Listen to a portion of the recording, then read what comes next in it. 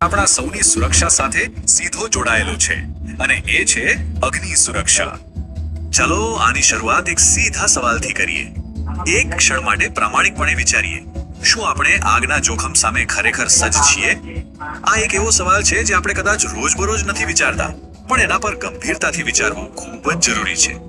અને આ જ સંદર્ભમાં અગ્નિશમન સેવા સપ્તાહનું મહત્વ અનેક ગણું વધી જાય છે.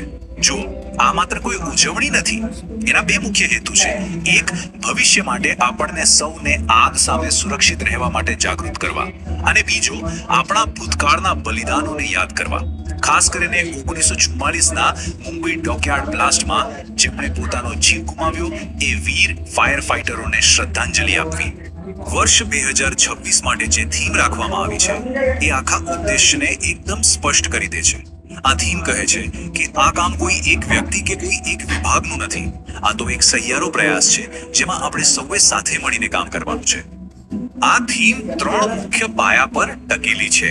એવું સમજો કે આ સુરક્ષાના 3 મોટા આધારસ્તંભ છે: સુરક્ષિત શાળાઓ, સુરક્ષિત હોસ્પિટલો અને સૌથી છેલ્લે એક જાગૃત સમાજ.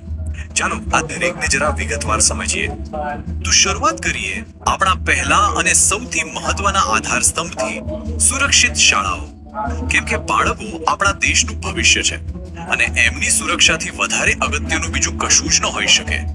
શાળાઓમાં આગનું જોખમ થોડું અલગ અને વધારે ગંભીર હોય છે. કેમ? કારણ કે કટોકટીની સ્થિતિમાં નાના બાળકોમાં ડર અને ગભરાટ બહુ જલ્દી ફેલાઈ જાય છે અને એના કારણે એમને શાંતિથી અને સુરક્ષિત રીતે બહાર કાઢવાનું કામ ખૂબ જ મુશ્કેલ બની શકે છે. તો પછી કરવું શું? એના માટે કેટલાક નક્કર ઉપાયો છે. સૌથી પહેલું, દરેક શાળામાં ફાયર અલાર્મ અને આગ બુઝાવવાના સાધનો તો હોવા જોઈએ, એમાં કોઈ બેમત નથી. બીજું, બહાર નીકળવાના બધા રસ્તાઓ એકદમ સ્પષ્ટ અને ખુલ્લા હોવા જોઈએ, કોઈ પણ જાતના અવરોધ વગર. અને હા, સૌથી અગત્યનું, નિયમિત મોક ડ્રિલ, જેથી કટોકટીના સમયે શું કરવું એ બાળકો અને શિક્ષકોને બરાબર ખબર હોય. ચાલો હવે વાત કરીએ બીજા આધાર સ્તંભની, જે છે સુરક્ષિત હોસ્પિટલ. શાળાઓની જેમ જ હોસ્પિટલો પણ એવી જગ્યા છે જ્યાં સુરક્ષામાં સહેજ પણ ચૂક ચાલે એમ નથી. આ એક વાક્ય જ પરિસ્થિતિની ગંભીરતા સમજાવવા માટે પૂરતું છે. હોસ્પિટલોમાં આગ લાગવાનું જોખમ કોઈ સામાન્ય બિલ્ડિંગ કરતા અનેક ગણું વધારે હોય છે. પણ એવું કેમ? તફાવત બહુ સ્પષ્ટ છે. એક સામાન્ય બિલ્ડિંગમાં લોકો જાતે દોડીને બહાર નીકળી શકે છે, પણ હોસ્પિટલમાં ઘણા દર્દીઓ પથારીવશ હોય છે જે હરીફરી શકતા નથી. એની ઉપર હોસ્પિટલોમાં ઓક્સિજન સિલિન્ડર અને બીજા જ્વલનશીલ કેમિકલ્સ મોટા પ્રમાણમાં હોય છે, જે આગને વધુ વિકરાળ બનાવી શકે છે. આ કારણે હોસ્પિટલોમાં સુરક્ષાના નિયમોનું પાલન કરવું અત્યંત જરૂરી છે, જેમ કે નિયમિત ફાયર ઓડિટ કરાવવું, સ્મોક ડિટેક્ટર અને સ્પ્રિંકલર સિસ્ટમ હંમેશા ચાલુ હાલતમાં છે કે નહીં એ તપાસવું, અને સૌથી અગત્યનું, ડોક્ટરથી માંડીને નર્સિંગ સ્ટાફ સુધી સૌને આગ બુઝાવવાની પ્રાથમિક તાલીમ આપવી. તો આપણે શાળાઓ અને હોસ્પિટલોની વાત કરી. હવે આવીએ આપણા ત્રીજા અને સૌથી વ્યાપક આધાર સ્તંભ પર, એક જાગૃત સમાજ. કારણ કે આખરે સુરક્ષાની જવાબદારી આપણા સૌની છે, વ્યક્તિગત અને સામૂહિક રીતે. આ વાક્ય આખી વાતનો સાર છે.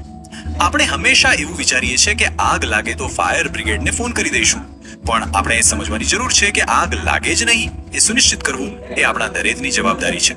જો આપણે ઘરોમાં આગ લાગવાના કારણો પર નજર કરીએ તો ખ્યાલ આવશે કે મોટા ભાગના કિસ્સાઓમાં શોર્ટ સર્કિટ, આપણી નાની મોટી બેદરકારી અથવા તો ગેસ લીકેજ જેવી બાબતો જવાબદાર હોય છે.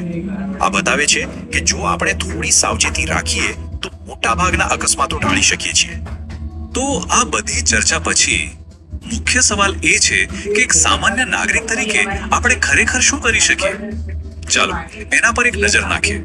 અહીં 3 બહુ જ સરળ પણ ખૂબ જ અસરકારક ઉપાયો છે. પહેલું, આપણા ઘરના ઇલેક્ટ્રિક વાયરિંગની નિયમિતપણે કોઈ સારા ઇલેક્ટ્રિશિયન પાસે તપાસ કરાવો. બીજું, ઘરમાં એક નાનો ફાયર એક્સટિંગ્વિશર વસાવો. અને ત્રીજું, એને માત્ર વસાવવું પૂરતું નથી, એનો ઉપયોગ કેવી રીતે કરવો એ પણ શીખો. આ નાની નાની બાબતો કોઈનો જીવ બચાવી શકે છે.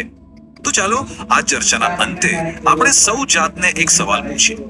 આ બધું જાણ્યા પછી આજે જ આપણા ઘરને આગ સામે વધુ સુરક્ષિત બનાવવા માટે આપણે કયું એક નક્કર પગલું ભરવાનો સંકલ્પ કરીશું? યાદ રાખજો, જવાબ પણ આપણા હાથ